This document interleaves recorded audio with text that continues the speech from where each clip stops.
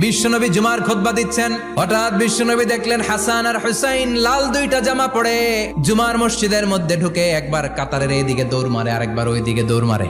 বিশ্বনবী খুতবা থামিয়ে দিলেন, মিম্বার থেকে নেমে হাসান হুসাইনকে দুই হাতে টানতে টানতে মিম্বারের উপরে নিয়ে আসলেন যাতে মুসল্লিদের ডিস্টার্ব না হয়ে যায়। হাসানকে ডান হাতে ধরে হুসাইনকে বা হাতে ধরে বাকি খুতবাটা বিশ্বনবী তখন শেষ করলেন। আবার বিশ্বনবী জুমার খুতবা দিতে দাঁড়ালেন, এক সাহাবী এসে বসে বলল, বিশ্বনবী বললেন, কম দাঁড়াও, 2 রাকাত পড়ছো?